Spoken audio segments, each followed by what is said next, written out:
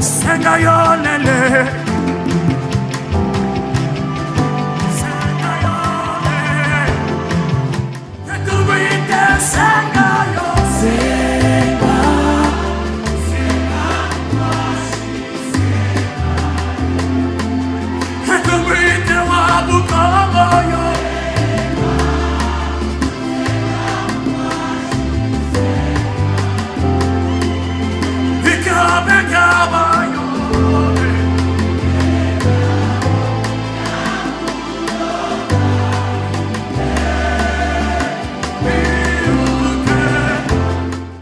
Genèse 43 verset 3 ou verset 13 samani. Mwanzo 43 na mstari wake wa 13. Msomaji wa Kiswahili ndio mimi nataka. Kifaransa hii inasema prenez votre frère et levez-vous, retournez vers cet homme. Mkamate ndugu yenu na msimame mwende kwa ule mtu. Lakini verset 14 inasema mzuri, inasema nini? Que le Dieu Tout-Puissant vous fasse trouver grâce devant cet homme et qu'il laisse venir avec vous votre autre frère et Benjamin. Et moi, si je dois être privé de mes enfants, que j'en sois privé. Amen. Kiswahili kwa hapa inasema nini? Mswahili atusomee. Ninaona Kiswahili nimeshasahau. Niko nashikasa kukumbuka. Mswahili tusomee pa.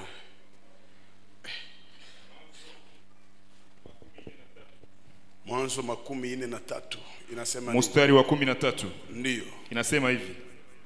Twaeni ndugu yenu vile vile. Twaeni ndugu yenu vile vile. Na ondokeni. Ondokeni. Kwendeni kwa mtu yule. Mwende kwa ule mtu. Na Mungu Mwenyezi awape nyinyi rehema. Mungu Mwenyezi awape rehema mbele ya ule mtu. Mbele ya mtu huyu apate kuwafungulia nyinyi ndugu yenu mwingine. Yes. Na Benjamina. Nami kama nikikufiwa na watoto wangu, kama watoto wangu watakufa wasi wakufe. Yes. Amen. Amen. Na kuruhusu kukaa na ufunge macho. Ambia Mungu, sema nami na unibariki asubuhi ya leo. Karibu kwa maombi. Jisikie uko naomba.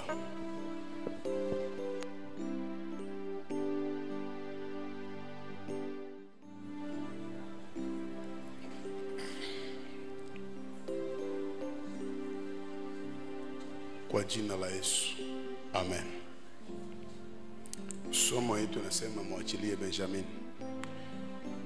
Ukimwacha Benjamin utampata Joseph. Geukia ndugu yako mwambie mwachilie Benjamin. Wafaransa wanasema libere Benjamin. Lakini kwa siku nyingine nitakamata somo nasema unaweza uwa Joseph lakini usiuwe Benjamin. Ni somo ambayo miaka mingi pia nimefundisha, lakini nimepewa ufunuo na Mungu leo mchana ipate kubariki mtu mmoja, na ukikuwa tayari utabarikiwa kabisa. Mtu mmoja aseme amen.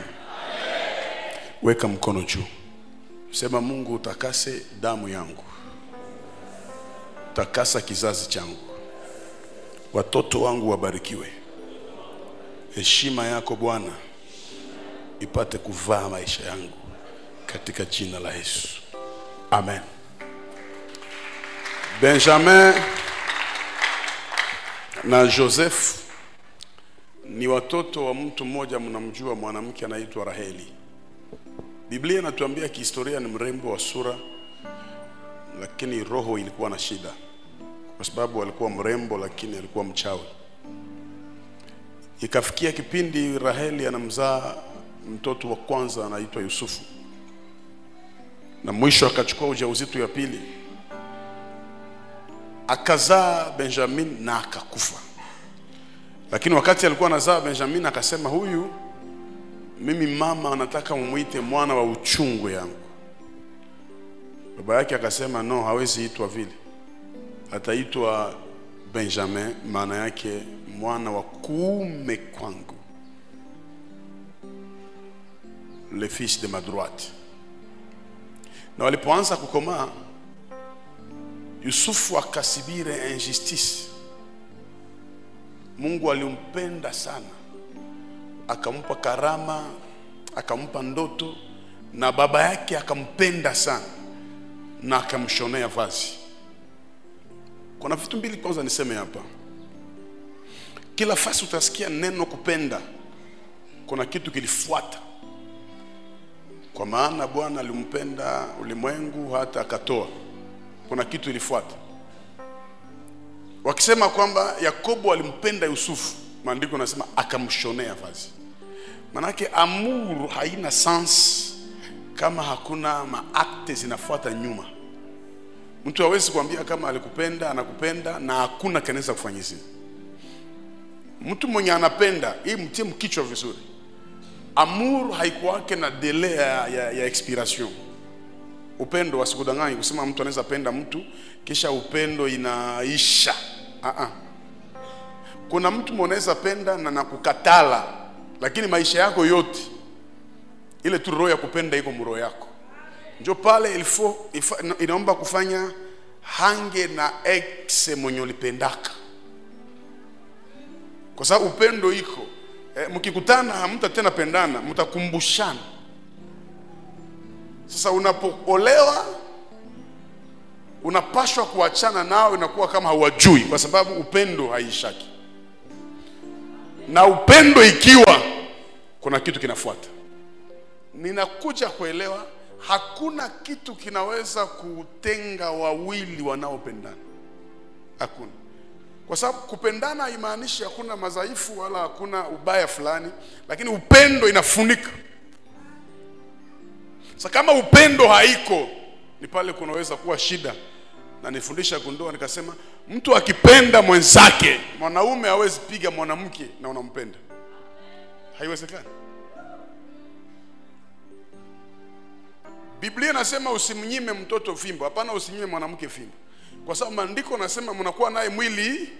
Sasa ukimpiga unajipiga wewe pekee. Ukiona mtu mwiko unajipiga ni nani? Okay, donc kila mtu mwiko hapa anapigaka bibi yake ni fu. Ile haiko minjo, mimi nasema Efesien ndio inasema ukipiga bibi yako kichwa yako. Nikasema hapa mwanamke anapigwa pesa. Fimbo ya mwanamke ni pesa. Mwanamke akifanya mzaa, kamata pesa hivi, zunguta. Wanaume shujaa wanapambana na life, wadhaifu wanapigana na wanawake, na ile ni shida sana. Upendo inaheshimia. Ukipenda mtu lazima umheshimie. Unaweza fanya sambla ya kupenda mtu, lakini maakte itarevele kama ni sambla. Hii haiko upendo. Tuko pamoja? Mbaraga hawezi kupenda. Ile ujue mkichwa utofautishe kukuanvie, kukudetruire na kukupenda. Inaweza fanana lakini matokeo haiko moja. Mtu mwenye anakupenda juu ya kitu akupendi, lakini mwenye anakupenda anaweza pata kitu. Sasa usifikiri kwamba utapata kitu ya mtu na akupendi. Hakuna kitu kanisa inaweza onesha Mungu kusema tunamuonesha Mungu pesa, tunamuonesha sijui. Kila kitu tunaweza fanya ni kumpenda Mungu. Lakini kasema hivi, usipendake jeune garçon wowote duniani kwa moyo wako. Penda kwa vitu vitatu: penda kwa macho, kwa kinywa na kwa akili. Ukipenda kwa moyo ataimaliza na utabakia na moyo inaharibika. Ndio maandiko nasema umpende Mungu kwa moyo wako. Manake mwenye anastahili moyo wako ni Mungu peke yake, ndio mwenye hawezi ivunja. Pale kwa maandiko nasema linda moyo wako kuliko vyote uvilindavyo. Mupe kinywa, maneno, kila kitu, lakini moyo. Ça fait trop mal kupenda mtu mwenye ajue valeur yako. Tu mwache ile maneno ile madeclaration, je te donne mon cœur. Acha ile. Hata unalewa bakia na akili. Cœur, l'esprit. The spirit belong to God. Penda Mungu kwa moyo wako. Hakuna kitu kinatesaka mtu mwenye alipenda sana akikataliwa saa deception. Ule mtu anashindwa kata nawa. Hata umwambie maisha kwa mudusha na kuambia tout est vanité. Njoo isa ile maversi ya magumu na kuyaka. Chakula iko kumeza nasema maudit soit celui qui se confie à l'homme. Kuko mtu hapa nje kuna kutafuta akupatie franga kidogo, unasema tout passera mais la parole de Dieu reste. Kuko maverse zimoya zenye hata usikatale leo, kuko tu siku utazikumbuka. Alafu kenye kinanibariki ni kwamba upendo ya mtu inaishaka. Lakini nilikuwa nakwambia upendo ya Mungu yenye haishake. Maisha yako yote kote kwa utakuwa Bwana anakupenda. Mtu mmoja aseme amen. Kwa sababu Yakobo alipenda sana Yusufu, ndugu zake wakamwonea wivu. Kama dunia haijakuonea wivu, manake mko sawa au uko chini yao. Lakini ukiwazidi kitu fulani, dunia itakuonea wivu. Hata hapa kanisani tu mimi ninaitwa kupenda watu wote, lakini siwezi penda watu wote sawa sawa. Mungu naye anaitwa kupenda watu wote, lakini anasema na wapenda wafanyao nini? Wanipendao na wanitafutao kwa bidii watanipata. Nitaenda mbali lakini utabarikiwa. Nitoshe kitu kimoja hapa kinasumbua watu. Kuna aina tatu ya adui maisha. Kuna adui ambaye unamwona tu unamhurumia kwa sababu njaa inamsumbua. Njoo wale Yesu alisema wapendeni adui zenu. Yeye mwenyewe hana kitu, hana kiasi. Akikutukana tu naelewa kwamba hana kazi. Nisifuatane naye kwa sababu alijifariji kinywa isipate matatizo, lazima aendelee kuongea. Usimjibie, kuko adui usitafutake na usiongeake naye. Na kila mwana kuleteaka maneno yale kusema ni adui yako. Anachaka mishale mroho yako. Sasa usifate kuko maneno yenye usisiki yake hata.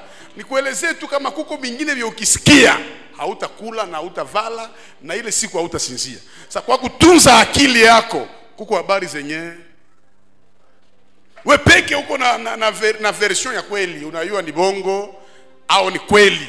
Sasa hauna lazima ingie kwa masikio yako. Kuko maadui wenye naomba tu. Kuko adui wa pili. Nasema wa kwanza haiko wa kupenda, ni adui wa kuignore. Wa pili ni adui wa akili, sema wa akili. Mungu akikuletea adui mwana kushinda akili, maana yake anapenda kuongezea akili. Siku yenye Mungu anaweza kuletea Goliati munjia yako, maana yake anapenda utafute strategia ya Goliati na ukue yule ya Goliati. Njoo wale maadui yenye Mungu anasema wapendeni adui zenu. Unajua kuko mtu mwashasema akatafaa kitu, akatenda kafasi, na ukimwona anaevolue kukushinda. Sasa kenye Mungu anafanyaka, anatiaka ule adui chini yako na wewe unakuwa yule yake. Na sasa unakuwa yule yake, manake unamshinda kila kitu. Geukia voisin. Kama ulikuwa mwa ile group unipende saa hii, maombi yafanya kazi. Jour après culte, maombi inaanza kazi. Et surtout mwenye iko anatembea anaribisha reputation yako usiku na mchana. Kote kwenye iko anapita anaribisha jina yako usiku na mchana. Jehova nisi akutane naye. Nasema moto ulao akutane naye. Ule mwenye iko anapata amani jua na kusema mbaya, Mungu alete wazimu kwa kichwa chake. Reputation ya mtu ni maisha yake yote. Kila mtu simama juu ya reputation ya Jehova nisi, nyumba yake ikauke na umaskini fuate maisha yake. Narudilia kusema mwatachafula ushuhuda ya hii huduma, kila kitu atagusa akitaenda fasi. Na kenye na declare hapa kinaanza kazi. Mmoja aseme amen. Dunia kama ya kuonea wivu, manake mko sawa. Ndio maana purke ujue baraka za uko nazo ni kuona wivu na kuzunguka. Naeleweka vizuri? Hao mimi siapata mwana nichukiaka naishi mzuri na watu mko sawa. Bata kuchukia na wewe peke ushachukia maisha yako wewe peke ni ya kuchukia. Ukipanda ngazi maadui wanakuwaka. Mungu akachagua Yusufu akampatia ndoto kwamba utatawala ndugu zako. Wivu ikaanza, kumbagua ikaanza, mpaka mnajua historia vizuri. Nisizame pale. Biblia inasema akaenda uangalia siku moja. Anaenda uangalia kwa uzuri, lakini wao kwa mbali wanamwazia mabaya. Hujawahi kuona watu wa vile? Wewe unacheka nao kwa uzuri, unaongea nao kwa uzuri, lakini na nasamo unaendaka paka una presentiri kama iko saa nyuma yangu huko. Bana nikalia tu. Juu mimi naona gisi walicheka na mie. Hauna ubaya mro, lakini wao wakaanza waza mabaya juu ya Yusufu. Lakini mbele wawaze mabaya juu ya Yusufu, Mungu aliwaza mema juu ya Yusufu. Mbele maadui zako wapange mabaya juu yako, maandiko nasema najua mawazo na waza juu yenu. Kwa hiyo mawazo ya adui yako haitafanya mawazo ya Mungu sitimilike. Si wakatale wawaze, si wakatale waseme, lakini atakayesema wa mwisho ni Mungu peke yake. Wakawaza mabaya. Wakasema bwana ndoto anakuja, tufanye namna gani? Wakasema tumuue huyu, tuchinje saizi. Mmoja akasema, Yuda na Rubeni wakasema no, tusichinje, tumweke mshimo. Akaweka mshimo yenye ina maji, tumbo moja. Baba yao ni huyu. Yusufu yuko nalalamika, wanamwambia ile ndoto zako uzilotee Mungu. Ile mazarao ya kutuona kila siku, shita kutumikiaka mkosa adabu. Tutakutumikiaka. Tunakutumikia sasa. Wakamshusha ndani ya shimo. Wakaona wa Ismaeli wanakuja. Yuda hii mabitu ya mafranga ni vitu nyalianzaka depuis mwagano la kale. Akaona mimi naona idea mzuri. Huyu petit kuliko ya kumuua. Juu à l'époque esclave yakienda Misri haukuwa kanarudia. Alikuwa anafaa akimpeleka Misri hawezi toka juu ilikuwa pays ya kwanza msecurity. Akifika Misri lazima akufe Misri na hata onekana tena. Njoo akawaambia ni mzuri kumuua, mikuko faso mingi. Tumukule yako franga kisha umwe wengine waende kumalizia kule. Bakamudiskite prix na Yusufu yuko nasikia. Oyonako nekala na watu na viko na kritikia na huko naona. Unaona tu kama hapa viko nanitukana mimi. Na wengine huko nyuma hapo na nafanya. Unajiuliza hapa nilibafanyaka nini?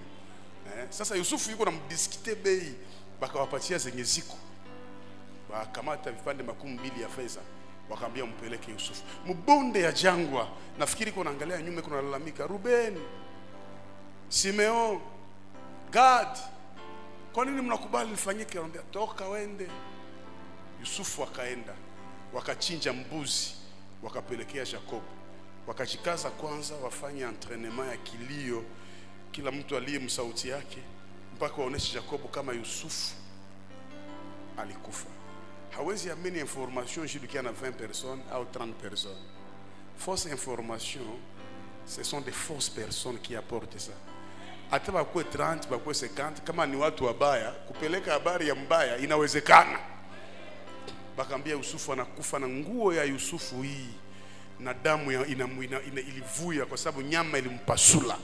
Unaona kama wakatangaza kwamba wao wenyewe haiko watu, ni manyama. Yakobo akaanza kilio na alifanya kilio pendant 13 ans.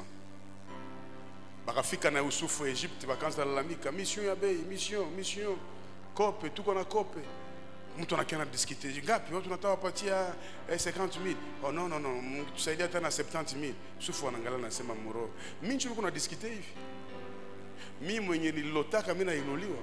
Mbona hizo kionaka mndoto yangu? Mateso ya mwenye yake ni mengi. Lakini Mungu anamponyaka naye. Kufika kwa Potifar, si ayuaka vizuri pale, ndaulizaka Yusufu sasa tunafika kule mbinguni. Nawaza mwenye alichagulaka Yusufu ni bibi ya Potifar. Nawaza chale unaka sema mtoto yuko na tabia mzuri. Kumbe alishaona mfitiri. Bakaambiwa unakuwa jardinier Joseph. Kakaanza lima mashamba kule. Mwisho akasema no, kanapendeza sana. Kushamba katoki. Kaamie mnyumba. Kakamia mnyumba kusukula masahani vizuri. Me muroho yake Kuna evenement yanakumbukaka. Unaona maisha, kuna kitu unakumbukaka hata uko wewe peki. Machozi na kutoka. Hata ufanye sambla ukikala. Hii kitu Mungu aliruhusu itokee kwa maisha yangu namna gani? Mwisho Potifara akasema akuwe gérant wa nyumba. Yusufu akasema kama mimi iko saa unabii kuna timilika polepole. Sanya anataka panda kuona kawema kidogo. Bibi ya Joseph anamonte ku. Anasema alinibaka na na présenter chemise manake mensonge avec preuve. Chemise yake hii. Wanasambisha wapi? Wende mprison. Anafika mprison, alifanya 3 ans. Kukula ni neema. Kuishi ni neema. Wende ufungiwe mprison kwenye hakuna hata ndugu yako. Unatange ilikuwa njoma alikuuzisha. Nani atakusaidia? Yusufu kaikala mule na ndoto yake, kazi yake ni kutabiriana mandoto, akafungula intercession mule mprison. Ukilota anakutabiria, lakini kuna sema moro, sikulotaka vya kufanana hivi. Mfalme akapata ndoto, hakuna mtafsiri alipatikana, lakini mtu mmoja alikuwa mfungwa akamwambia mfalme usiogope. Mgereza kuna mtu mwenye kuna roho ya miungu mitakatifu. Tukimleta hapa atatafsiri ndoto. Batu wanaweza kuacha, lakini valere yako siipotezaki. Chunga tu valere yenye iko ndani yako. Watakutafutaka juu ya ile valere. Wakaenda leta Joseph, wakanyolewa. Niko naenda haraka kuna nafasi naelekea. Mfalme akamwambia unaweza tafsiri ndoto? Akasema siwezi tafsiri ndoto mimi, lakini Mungu niko naye. Anaweza tafsiri ndoto. Sema ndoto. Akasema nililota ngombe 7 ya kugonda. Joseph akamwambia acha nikwambie mfalme. Ngombe 7 ya kugonda ni miaka 7 ya chakula na miaka 7 ya njaa. Akafasiria ngombe za munene, miaka 7 ya chakula, ngombe za kugonda ya njaa. Mwisho ya kutafsiri akaongeza ide mtu wa akili, akasema tafuta mtu wa akili mwanzo asimamie mabitu hapa kwa sababu itakuwa wakati mbaya duniani. Farao akasema tusiende mbali. Hapa wote wanakuzunguruka mkichwa hamna kitu. Tulikishakawia hapa kutafuta solution hatukuipata. Unaona kukawia karibu na mfalme imaanishe uko na kibali mbele ya mfalme kama uresoudre ma solution za mfalme. Ile lazima watu wajue. Na kawia mkanisa miaka ushafanya nini? Anakuya wa nyuma na anakia na solution. Farao anasema hakuna mwingine wa akili sawa. Sai uko ministri wa economy wa nchi. Sai nishakwambia kulikuwa tuka ministri kama kwa ile kiti. Kwanza yeye kumwambia hata toka. Mwenye kiti anakuya. Avant midi alikuwa prisonnier, après midi anakuwa ministre. Esther avant midi prisonnier, après midi reine mpei ya watu. David avant midi brégé, après midi général. Haiko gisu lianza leo journée, ndio gisu temaliza magharibi ya leo. Problem haiko gisu lianza, lakini gisu tafanya nini? Ndio pale nilisoma mu Jean chapitre 9 premier kilte, asema kipofu alizaliwa kipofu, lakini hakufa kipofu. Niko na annoncer kwa mtu mwenye alizaliwa pauvre, hautakufa na meme histoire yenye ulizaliwa nayo. Mungu atabadilisha historia mbele ukufe. Mtu mmoja aseme amen. Joseph anainuliwa, lakini baraka yake hayakuwa na success. Kwa sababu hayaona kenye Mungu alimuonesha. Njala ikaingia dunia nzima. Nikasema zamani njala haikuingia kwa sababu hawajue lima, lakini waliuzisha mtu wa ekonomi.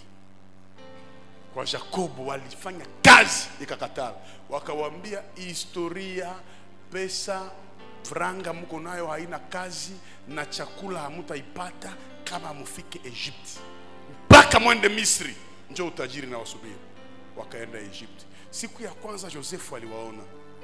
Iko na kuroni ya dhahabu. Na yao ilikuwa inashuka.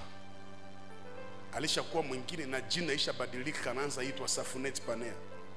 Sio unakumbuka tu majina ya Yusuf, unaona? Yusuf kuko wengine mtu akibarikiwa na jina linabadilika. Yusuf. Sasa kuite Mungu ahere. Sasa mfalme akaona hii Yusufu tuachane naye. Huyu anaitwa Safunet Panea. Njoo watu wawili walipata jina ya Egyptien, Moise na Joseph. Manake walipendwa sana mpaka wakaona hawastahili kuwa Waisraeli. Huyu anaitwa mtu anayefunua mambo iliyofichwa. Sasa wakati Yusufu aliwaona, unaona mtu wa sababu yake wa kwao. Yusufu akaangalia akasema haiko vile mwizi hivi. Akaona Ruben, akaona Gad, Naftali, akaona akasema mnilete kwa wale wageni tuongee nao. Akaambia mnaitwa banani? Akajipresenter. Mimi naitwa Ruben. Juda, Simeon. Muko wa nani? Ase watumishi wako ni walimai. Tunatoka katika nchi ya Kanani. Muko watoto wa nani? Ase tuko watoto wa mzee mwana anaitwa Yakobo. Mulikuwa wako wangapi? Muko wangapi mfamilia? Ase tulikuwa wako wanaume 12 mzee, lakini umoja nyama ilimpa sulaka. Nafikiri pia aliwauliza alikuwa anaitwa nani? Sasa alikuwa anamuita Yusufu, kuna maiti yake ikaonekana. Asema akasikia machozi na mto. Akaenda mshambre akalia. Kisha akarudia. Akujionesha kwao. Akaambia wale walinzi muwapatie chakula na muongezee franga, mfunike msiwaambie kitu. Wakaenda. Siku utapata occasion ya kutendea mema mwali kutukorogaka. Uitende na nkuu. Ufanye ile mema kwa namna kipekee. Wakarudia kwa nyumba. Walipoangalia ndani ya mizigo yao, wakaona mko pesa. Huyu ni mtu wa aina gani? Wakaambia baba yao, kule kuko Mumisri wa roho mzuri. Alituuliza juu yako, alitusambisha na mpaka anatupatia chakula na zawadi juu ya chakula. Kumbe hawakujua kama ni Joseph. Sasa wakafanya safari za kutosha, lakini safari moja akataka aone mloko yake wa damu. Mama moya, baba moya, anaitwa Benjamin. 13 ans amuonaki. Na alikuwa na wasiwasi ya kujua kama Benjamin akingali. Njoo akaambia mkuu ya mko wangapi? Mzee tuko 11. Ule mwingine wa mwisho yuko wapi? Asema tulimakia kunyumba juu baba haitikake atoki. Mwenye nyama ilikulaka ni grand frère yake. Mama yake alikufaka siku alimzalaka. Na grand frère yake hatuyaiwaka shakaenda wapi. Njoo baba mbuze yake ni kipofu. Mwenye anatumaka ni ule Benjamin. Mwe bana ongeaka naye. Sasa ule hawezi kuya. Yusufu akasema ule Benjamin ni wae wakamudetaye. Alikuwa anatafuta maprecision ya kujua kama eske akingali. Jumi na yu haba tipe. Kama mie walinitia mushimu na sifanya kitu. Ule petit mama akuwake tena alikufaka. Mimi nilipaswa msemea siku wake tena. Eske Benjamin akingali? Bakapana precision akingali. Yusufu wa kuamini. Akasema leo ndo wafikisha mwisho. Akaambia askari mkamate kikombe ya dhahabu, mtie msaki ya kale kabona kamoya. Bahati mbaya kaongea msaki ya Simeon. Wakatembea quelques metres. Maskari kawafuata. Nyie mnaiba kwa mkubwa. Mrudie huku ba mwizi nyi. Bakalesema bo peke atuibaki. Na maliba bienu mumkamate. Baka contrôler msaki. Ndio maana kuokoka ni neema. Mungu akipenda kupatia infraction ataipata tu. Contrôler msaki iko mwa Simeon. Bakasema ale tunamtia mprison. Condition ni moya. Mkipenda huyu Simeon tumufungule, mulete muloko yenu Benjamin. Mkileta Benjamin, Simeon mtamwona. Ambia voisin achilia Benjamin. Oya mwambia vizuri, mwambia achilia Benjamin. Utapata Joseph. Wakamwambia mzee vitu ya kuleta Benjamin njoo atuyue. Juna baba hataitika. Akamwambia okay sawa. Kama Benjamin atakuya, hii migulu yenu nisionake hapa na huyu mwizi anakufia muli. Anasema mie sikuiba. Banambia vilipatikana mwa nani? Haiko msaki yako. Apandacho mtu. Sibalisimaka Yusufu anakufa naye wanamvalisha bongo wengine. Wewe endelea tu kuchafulana, siku utapata fimbo. Kipimo unapimia mwingine inakusubiri pale mbele. Bakarudia wanaregea ya nguvu. Jakobo akamwambia mbona sisikia sauti ya Simeon? Akasema basi mtoto wako ataachia wizi. Sialida tufezeresha kwa mkubwa kule. Ndio vile aliiba na wale mubana, tuliona shibe, tuliona. Na preuve ilionekana juu musaki yake ndio mlikuwa vile vile walipeleka masonge avec preuve kule, wakapeleka nguo na damu. Nao wakapata nao masonge avec. Asema njoo vile aliiba na vitu vinaharibika. Juu njia ya kule deja. Nitume pesa gani ili tumfungue? Ase baba ingelikuwa hata pesa. Ingelikuwa pesa ingelikuwa mzuri, lakini alitulomba mpatie Benjamin. Iko sawa, mzee akapiga mnyuza ase, hey, bauaji muliwa gra yake na huyu naye ni mutoshe, niwapatie huyu, tutakufa naye, hawezi toka. Bakambia mzee hakuna shida, kama hata toka manake Simeon hautampataka na chakula hautaipataka. Asema fu Simeon, mimi ni mtuma aibe. Oh, chakula. Akamwambia sawa. Sasa chakula inaanza isha, njale na bana mzee anabaita. Anambia sasa bali balobaka nani? Anambia mzee balobaka tu Benjamin. Sasa Yuda, wewe jenda. Yuda akasema mzee, nafanya vitu viwili. Nikupe wana wangu wawili, unipatie Benjamin umpeleke kule. Akamwambia Yuda, watoto wako wawili na Benjamin, bakia na vigusho yako, lakini Benjamin nakufa naye yako. Hii neno wakati nimeisoma machozi yalinitoka. Usitendee mtu mabaya. Kuchonganisha deux personnes kwa kutunga uongo c'est facile. Mais si utalipa utaregretter. Walikala pale mpaka kafikia niveau inaka Benjamin kenyewe njale na kasumbu. Babake anakuambia Benjamin, mbona usema njaya? Anaangalia kidogo mnyumba hamuna kitu, anaita watoto wake. Manake hakuna neno ingine ya kufanya kuliko Benjamin. Aseme abakulomba mwingine. Si tulikuwa kwa shivoti. Banalomba tu mmoja. Benjamin.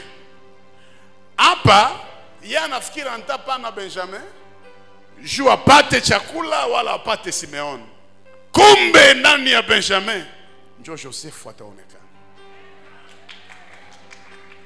Kuna mtu amenisikia vizuri? Benjamin haiko fasili kumpana. Njo tumaini, mama yake haiko, grand frère haiko, njo mobalizala na mama akakufa. Mpaka ukamuita le fils de ma droite. Lakini wewe peko naangalia hakuna shwa ingine. Mnisikize kanisa. Il y a des conflits Benjamin. Kuko ma conflit ingine nye kama uya Samen, kuna baraka nyewezi pata. Unakaa unaona hakuna, tuishie pale, kila mtu aishi yake. Na Mungu anakupatia mtihani, anakuambia libere. Kama uyaachilia kuna kitu hautapata. Il y a des relations Benjamin. C'est une relation yenye nakufanya uishi maisha mabaya, mais quand même ndani yake mko intérêt. Unakaa unaona unapata manyumba mwa ile relation, unapata magari mwa ile relation, mais Mungu anakuambia libéré. Il y a des repentances qui choquent. Tosha Benjamin. Il y a des offrandes de Benjamin. Ni sadaka. Lakini unaambia Mungu hii siwezi kupa. Na ukikaa chini Mungu anakuambia nipe hili. Benjamin iko sa Isaac.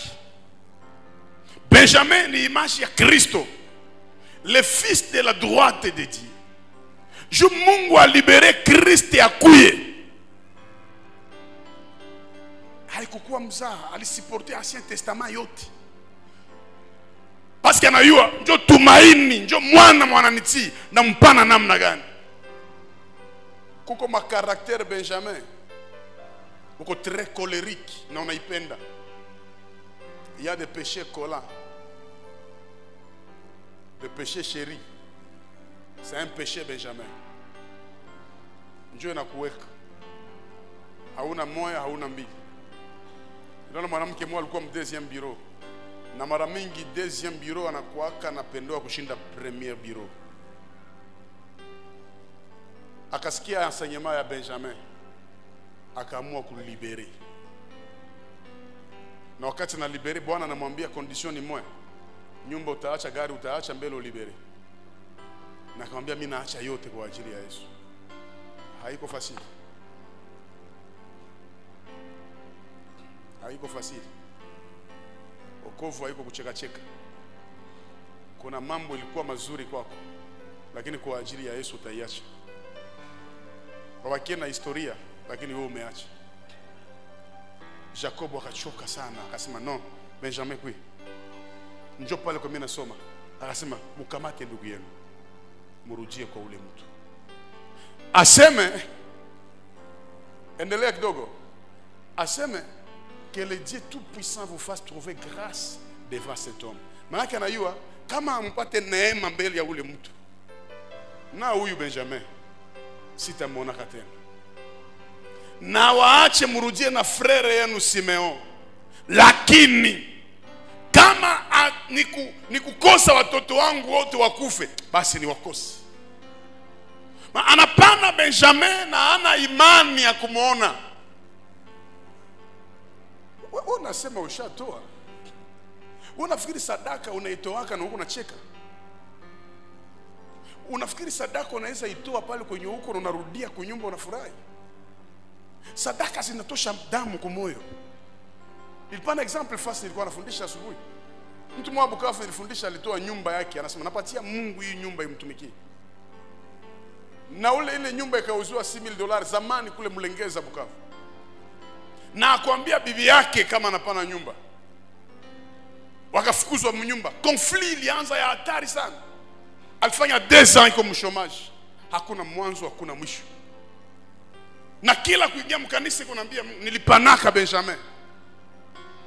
Suite iko wapi? Baka muinvite aende kama Norvege ku mafundisho ya makupi. Na haiko mhubiri tu, akafuata mafundisho kupata bourse kule. Mzungu akauliza question, hakuna mwenye aliweza kujibia question. Question ilikuwa inasema maandiko nasema aseme kwa kusema watu wataokoka na kwa kusikia imani inakuya. Sasa wataokoka hasiki yake na asemaki. Munijibi, na ile ilikuwa anafundisha kwa kanisa kila siku. Akajibia na kaongezea mzungu mawazo.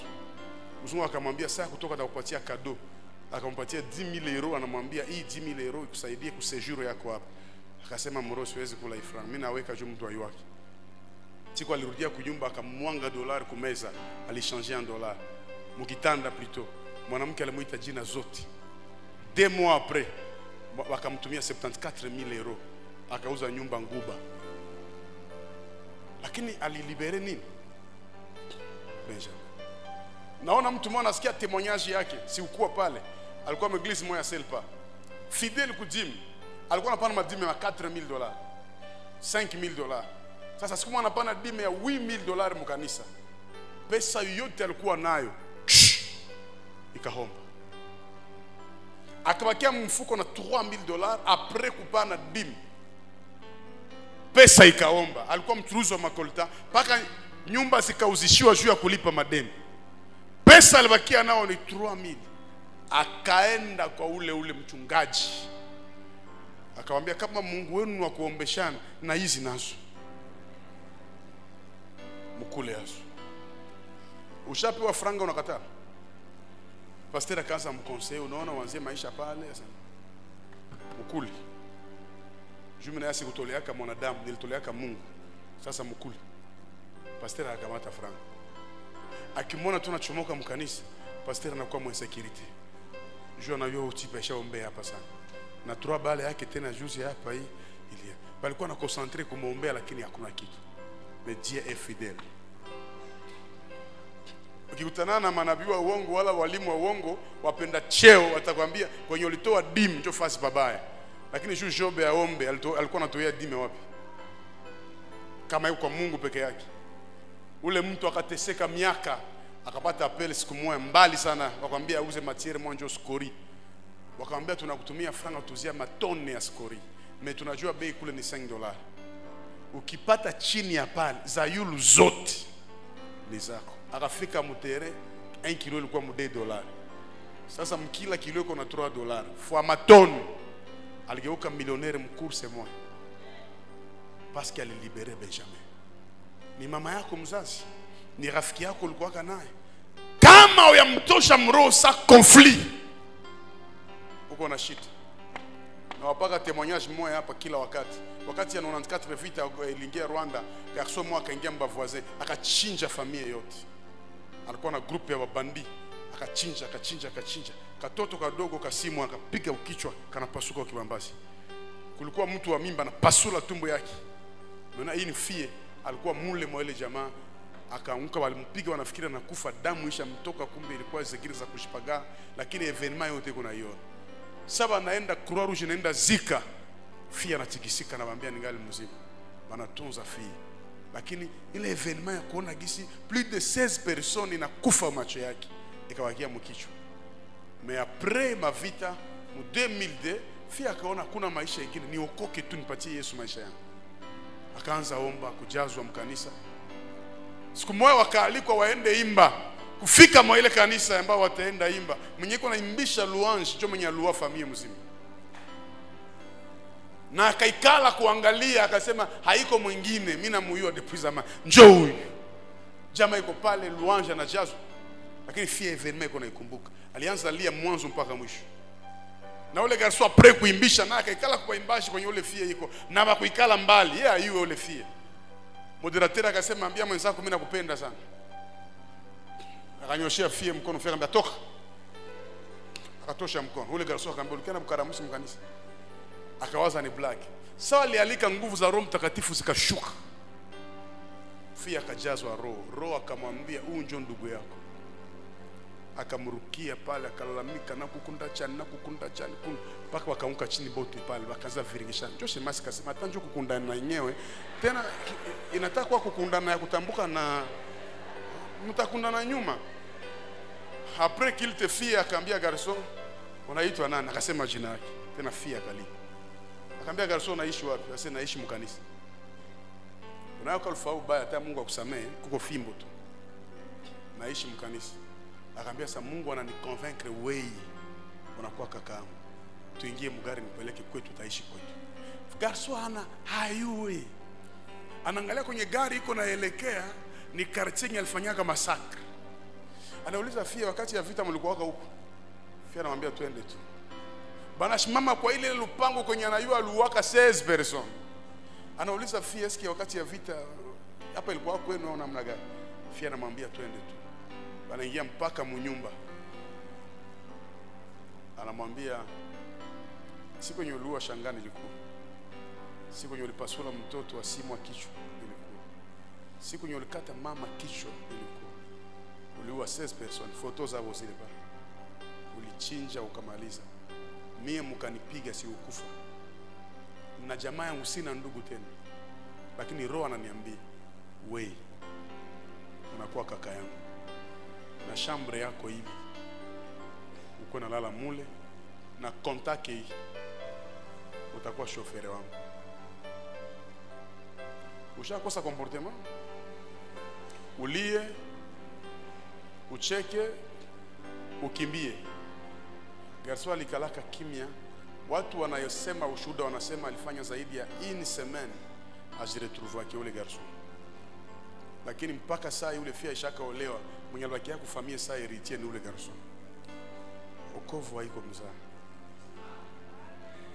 Geukia mwenzako kumwambia achilia Benjamin. Kuna mbitu yenye inasumbua roho, inatesa, lakini Mungu anakuambia samehe. Sasa wakaenda na Benjamin, walipofika Egypt. Huku kwa Yakobo anabakia machozi. Anajua sitaonaka tena Benjamin. Acha nikwambie puissance ya kutumikia Mungu iko caché mu libération. Il y a des conflits à libérer, il y a des péchés à libérer, il y a des offrandes, des sacrifices à libérer. Pana kwa naweka bitu kuna mambo yenye hata mtu ya kulomba msamaha tosha. Kuna watu wengine tunacheka nao, haiko kusikia, si kusema uyasikia kisa na kutukana. No, unasikiaka tu wanakuambia na huko siri kama ni kweli. Na unaangalia siishi juu ya huyu. Kama anatafuta laana yake itamwangalia yeye peke. Naishi juu ya Mungu peke yake. C'est impossible mtu akwambia nakupenda kisha collaborer na baadhi yako. Haiwezekani. Kuna kikao inajengwa pale. Walipofika mle mpale royal wakamwambia Joseph Benjamin anakuya. Akamwambia muandalie chakula lakini ule Benjamin mpatie chakula mara 5 zaidi ya wenzake. Mara 5 zaidi. On peut tuer Joseph mais pas Benjamin. Ukiua Benjamin, liberation itatoka wapi? Wanakula chakula, Yusufu akachomoka, akaangalia kwa mbali na ile kurone yake ya dhahabu, akasema petit frère, moro tu, machozi ya furaha ikamtoka. Na akasema leo ndajifunua kwao. Akaambia mliniambia mlikuwa wangapi mwenu? Na yuko na kirida. Aishi tushakwambia mzee. Ni tulikuwa watu 12. Sasa yule mwanzo nyama ilipeka nyaki. Na njoo mwoke yake huyu. Akaambia maongee mzuri. Mlikuwa wangapi? Batu yuko nasema bongo sasa wenyewe. Baada ya kuongea akamwambia okay, mwache tuongee kidogo. Akasema ndugu yenu mlimwazia mabaya, lakini Mungu aligeuza mema. Yule ndugu yenu mnasema aliitwa Yusufu. Sasa mpaka saa hizi yule ndugu yenu Yusufu yuko hai. Akaanza angalia. Nafikiri wengine wakaangalia njia. Akasema na Mungu amemuinua katika nchi hii. Anakuwa mtu wa yulu sana. Baada ya Farao ni yeye. Na Yusufu ndio alikuwa père spirituel wa Farao. Kama unasomanga Biblia vizuri. Manake kiroho alikuwa yulu ya Farao. Mungu anamweka juu kwa kila mtu. Sasa ule ndugu yenu haiko mbali. Akatosha kurone yake ya dhahabu. Akamwambia Yusufu mliyemuuzisha ni mimi. Wote wakaanguka chini. Nafikiri Benjamin akakrie gra tena, akaanguka mara ya pili chini. Ndoto yenye Yusufu alilotaka ikatimilika. Ndoto iko siku ndoto yako itatimilika. Wakaina nafikiri wakaanza haiko mimi njo unaona. Bwana ameniambia niwasamehe nyote kwa maana mabaya mlionipangia Mungu. Wakafurahi, akawaambia no, condition hii, mwende mwambie baba yenu niko hai. Sasa mfungule kale Simeon kamwishi. Kafungula Simeon. Akasema na chakula mwikamani. Mwende kwa Yakobo mwambie Yusufu mliyemuuzisha iko hai. Kwa nini hakutuma maskari waende wapane habari? Alitaka ile kinywa yenye ilisemaka anakufa. Année 2021 ennemi yako atadementir kila fausse histoire juu ya maisha yako. Labda unisikie vizuri, ule mwenye alikudharau na akakutukana atadementir kila historia mbaya kwa ajili yako. Wakaenda mpaka kwa Yakobo, akamwambia mzee, tulikwambia hapa pana Benjamin. Mzee ulikuwa usikie. Akamwambia Benjamin kwa? Asiacha ile vitu ya mabenjamin. Ile ni vitu ya chini. Simeon kwa pasi, acha vitu ya Simeon. Joseph.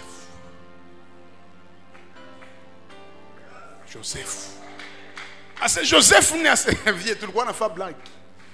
Tulikuwa blague ustuie bure tuko watu ya miza vie. Tuko kuko mtu mwali kuchafulaka mimi atasemaka kesho ilikuwa ka blague tu.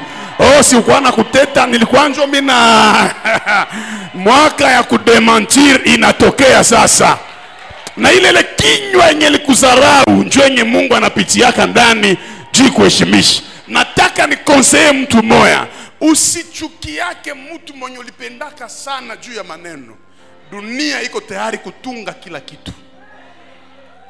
Mensonge na dire pendant 13 ans. Joseph alikufa 13 ans. Wanakie dementir nyuma. Sasa alisikia Yusufu iko hai, akaunka chini mzee akazimia. Tena kalamuka. Mnasema? Wakaambia Yusufu iko hai, tena akaanguka. Tena akashimama. Iko saa tatu wakasema tusimwambie.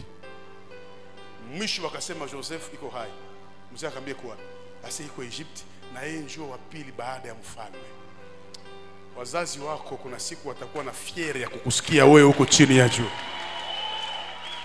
Yenjo wa pili baada ya mfalme, na anasema mzee kule tushakuwa na makazi, kazi ishakuwa, na anasema sai na wewe na shie na bibi yako tunanyangula biashara. Mwache tunaenda, kwa sababu mloko yetu waliokutesa kuna siku watajivunia wewe, wataanza ongea kusema nous avons un frère dans la famille. Mloko yetu anapanda ngazi. Wote wakaenda. Walipofika Misri, aseme mangali munjia, Yusufu akalomba Farao autorisation. Akaambia leo baba yangu atakuwa, ndugu zangu watakuwa. Farao akaweka ile journée, ilikuwa congé mu Egypte yote. Akasema leo jamaa ya ministre itaingia, hakuna kutumika, mwende mbapokee mbali, y compris Farao.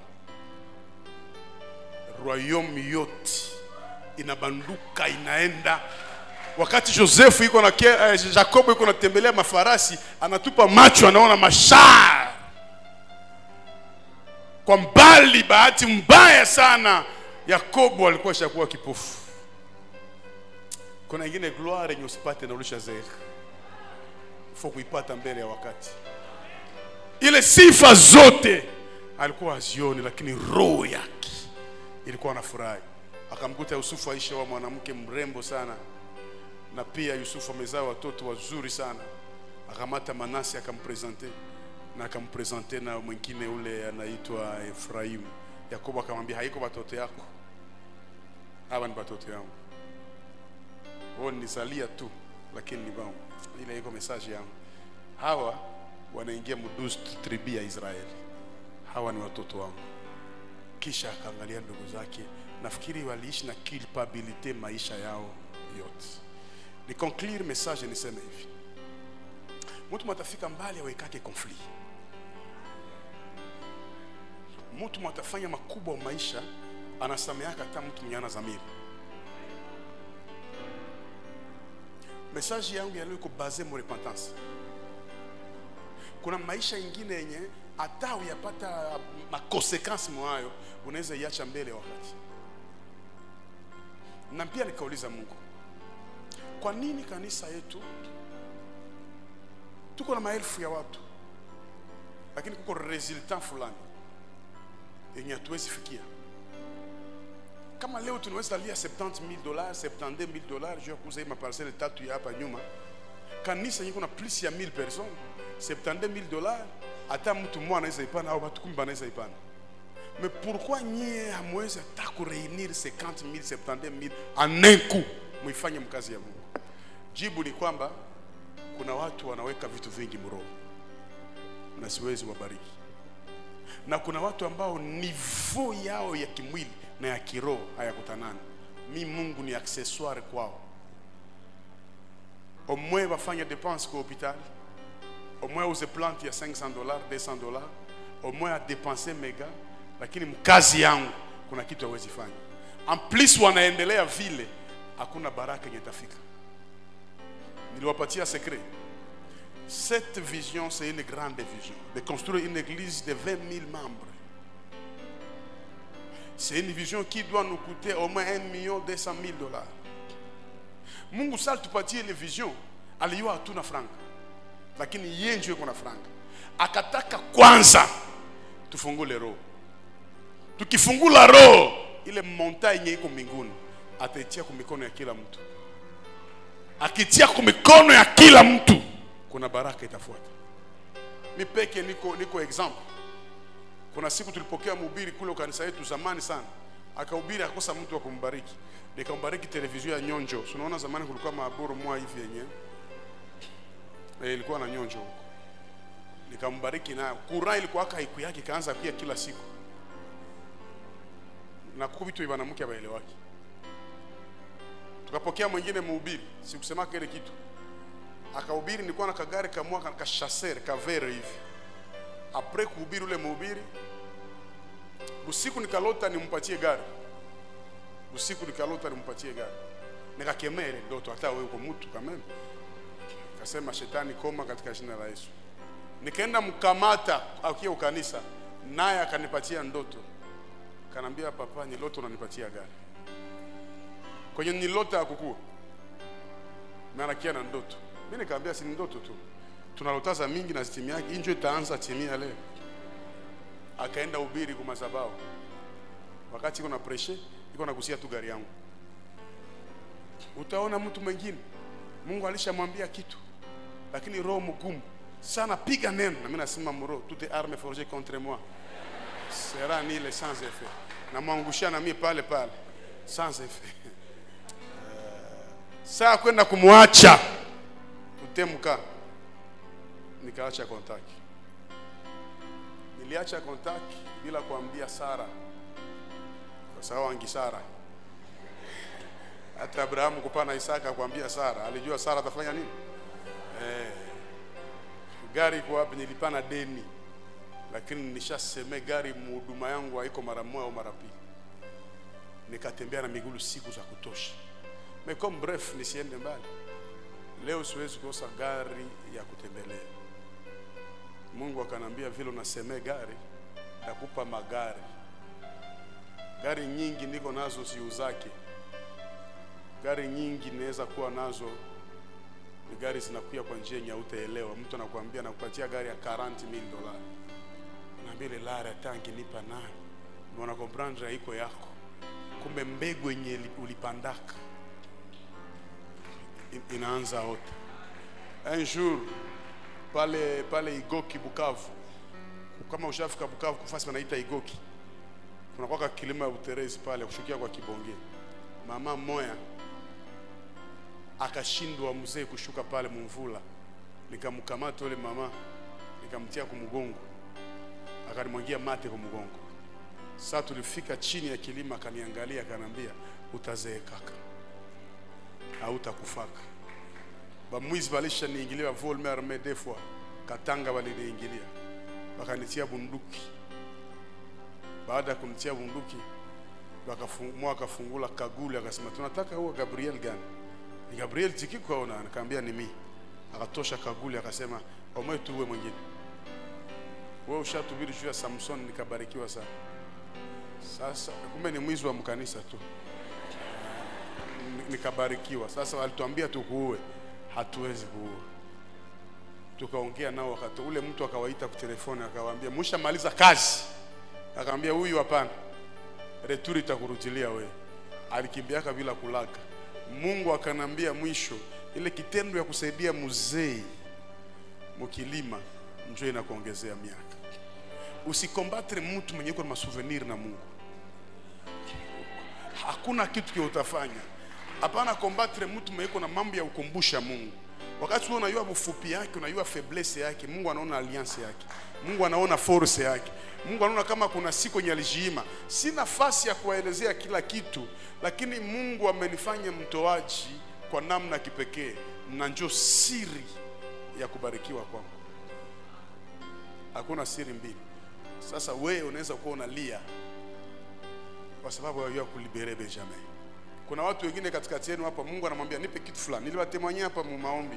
Mama mmoja pale Bujumbura, prophet anamwambia haiko mie. Anamwambia uko na mgulu yako itakatika, lakini Mungu anamwambia upane sacrifice ya $10,000. Hii mgulu isikatike. Akasema haacha. Mtumishi ya tumbu. Akaenda kopere na mwingine mtumishi akamwambia achana watumishi ya tumbu. Prophet alikuwa akiinua. Wakati alijiendea, mgulu ya mama ikaanza oza. Wakati inaanza oza wakamtransfere end wakamwambia hapana $20,000 wakati mgulu. Akaita prophet akamwambia Mungu ana tena besoin hata ya $100,000 yako sahi. Ile ulifanyaka zarau inaishia pale. Bakate mgulu, lakini Mungu anamwambia utengeneze maisha yako juu kufa utakufa. Alilipa $20,000 na kufa alikufa. Katikati yetu tuna watu wenye omwe apotezi lakini story. Nani katikati yetu mwenye atakufa hapa na alafu waseme vile alikuwa na fedha na dhahabu, mumzike na shenete ya oro mshingo aende nayo, mumpatie mabiju aende nayo, mapime kufanya vile kama utasibiri ufufuko ya wafu ya vijana ya Birere pale wanakufufua na parapanda yali. Nani kushie mwenye atakufa shibatie ma $100 mapua njoo kwa makotoa kuna nani? Wewe unakufa tu, telefoni zinaanza. Ushona photo yake deja kunani kustatia WhatsApp. To alikufa ma desert, alikata roho desert.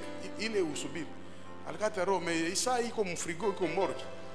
Maiti kumule ya 5 jours tunangoa tu kutoka Mbujimai ba kuyo tuone tuzike. Na tunasikia kuna franc ku banki tu famille kuna fama nani ma processus ya kuanza kugabula ile makuta. Inaisha. Uko na franga zako.